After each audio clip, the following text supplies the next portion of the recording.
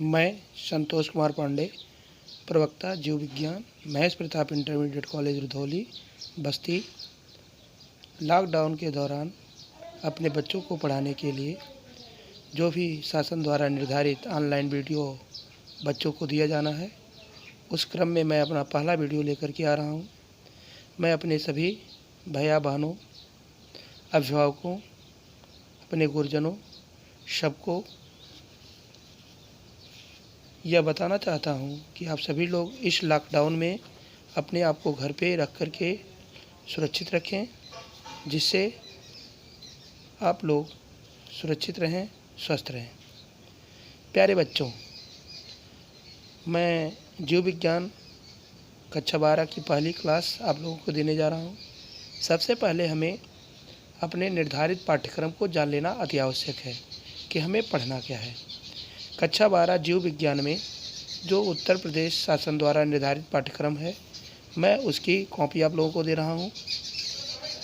इसमें कुल मिलाकर के आपको 5 यूनिट पढ़नी है, जिसमें पहली यूनिट आपकी जनन, रिप्रोडक्शन। इसका कुल अंक भार 14 है। इस यूनिट से आपको 14 नंबर के प्रश्न आएंगे। दूसरा आनुवंशिकी और विकास है, इससे आपको 18 अंक के प्रश्न मिलेंगे। तीसरा आपका जीव विज्ञान और मानव कल्याण है, जिसमें से आपको 14 अंक प्राप्त होंगे। चौथी यूनिट आपकी जैव प्रौद्योगिकी एवं उसके अनुप्रयोग, इससे आपको कुल 10 अंक के प्रश्न मिलेंगे। और 5वीं आपकी यूनिट है पारिस्थितिकी एवं पर्यावरण, जिससे आपको 14 अंक प्राप्त होंगे। कुल मिलाकर के 70 अंक आपको थियरी से यानी कि लिखित से प्राप्त होंगे। शेष 30 अंक आपको प्रायोगिक कक्षाओं से मिलेंगे। अब आपकी पहली यूनिट है जनन। जनन में आप पढ़ेंगे जीवों में जनन।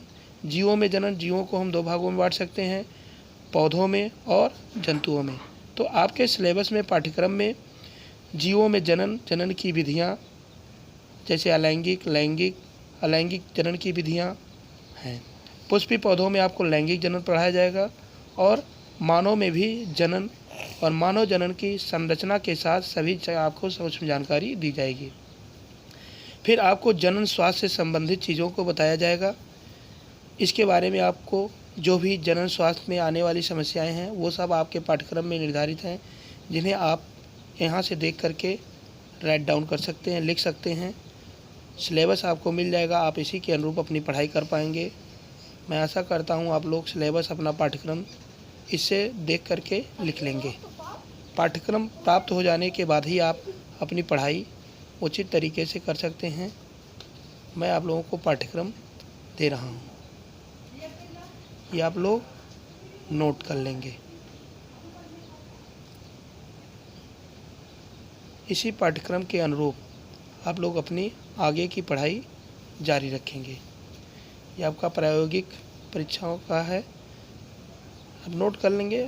फिर आपको विद्यालय पे भेंट होने पे हम प्रायोगिक कक्षाओं के बारे में पूरी जानकारी देंगे। अब आज का पहला टॉपिक हम आप लोगों को पढ़ाएंगे जीवों में जनन।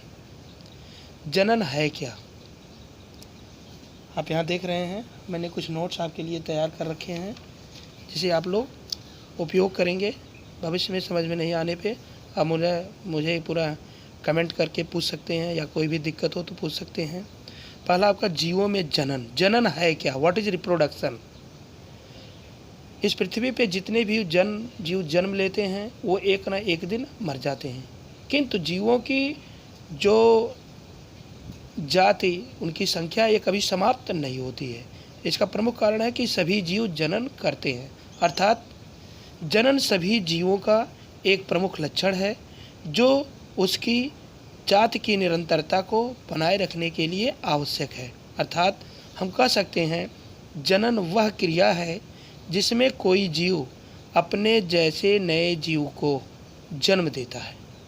अर्थात सभी जीव अपने जीवन काल में अपने समान या अपने से थोड़ा सा आनुवंशिकी रूप से भिन्न एक ना एक जीव को जन्म देता है, जिससे उसकी जाति परंपरा बनी रहती है। क्योंकि सभी जीव अमर नहीं हैं, बल्कि मरणशील हैं, किंतु अपने मृत्यु से पहले ही वह अपने जैसे जीव को जन्म देकर अपनी जाति के अस्तित्व को बनाए रखता है। अगर हम बात करें बच्चों जीवों को, तो जीवों को हम 2 समूहों में बांट सकते हैं। पहला है पादप अर्थात पौधे और दूसरे हैं जंतु। उपरोक्त के आधार पर हम दोनों में जनन को अलग अलग पढ़ेंगे। पहला बच्चों आपका पौधों में जनन। पौधों में जनन है क्या? पौधों में भी जीव की उत्पत्ति एक अथवा दो पितृ पौधों से होती है।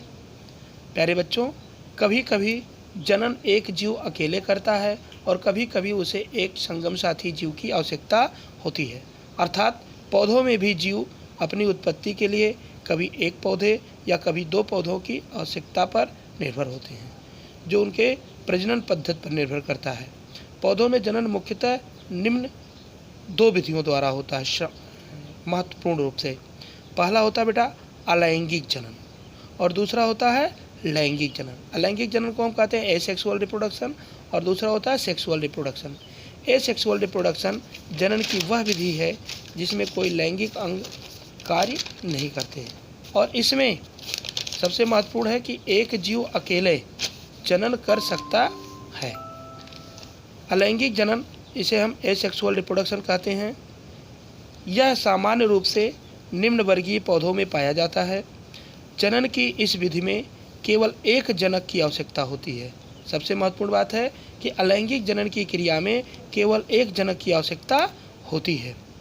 संतत पौधों में सभी लक्षणों में जो नए पौधे बनते हैं वो अलैंगिक जनन में जो मातृ पौधे के समान होते हैं। अर्थात अलैंगिक जनन की क्रिया के द्वारा बनने वाले संतत पौधे या नए पौधे जो जन्म लेते हैं वो सामान्य रूप से सभी लक्षणों में अपने पितृ पौधे या मातृ पौधे के समान होते हैं। अर्थात हम कह सकते हैं जनन की इस विधि में मातृ पौधे मातृ पौधे का कोई एक कोशिका, ऊतक या कोई एक भाग मातृ पौधे से अलग हो जाता है और एक नए पौधे को जन्म देता है, जो ग्रो करके या वृद्धि करके एक नए पौधे में परिणित हो जाता है। किंतु बनने वाला नया पौधा सभी लक्षणों में अपने पैतृक पौधे के समान होता है। इसे हम एकल जीव जनन भी कह सकते हैं, क्योंकि इसमें केवल एक पौधे या एक जीव की ही आवश्यकता होती है। इसे हम कहते हैं बेटा अलैंगिक जनन। अलैंगिक जनन कई विधियों द्वारा होता है, जिसमें सबसे पहला है फ्रेगमेंटेशन, विखंडन। विखंडन मीन्स फ्रेगमेंट में टूट जाना, अर्थात खंडों में टूट जाना। इसे हम खंडी भवन भी कह सकते हैं या विखंडन कहते हैं। इसे हम पुनरुद्ध भवन भी कह सकते हैं, क्योंकि जो टूटा हुआ नया भाग होता है वही एक नए पौधे को जन्म देता है। इसमें पौधे कई भागों में टूटकर एक नए पौधे को जन्म देते हैं। सामान्य रूप से यह क्रिया कवक व शैवालों में पाई जाती है। जैसा कि उदाहरण में हम आपको स्पाइरोगायरा के केस में दिखा रहे हैं। स्पाइरोगायरा का एक तंतु जो कई कोशिकीय होता है, बहुकोशिकीय होता है स्पाइरोगायरा। इसमें इसके जो छोटे छोटे कोशिकाएं होती हैं या फ्रेगमेंट्स होते हैं, ये टूट करके अलग हो जाते हैं और यही टूट कर अलग हुआ नया फ्रेगमेंट्स या खंड एक नए पौधे को जन्म देता है। आज के लिए इतना ही, धन्यवाद।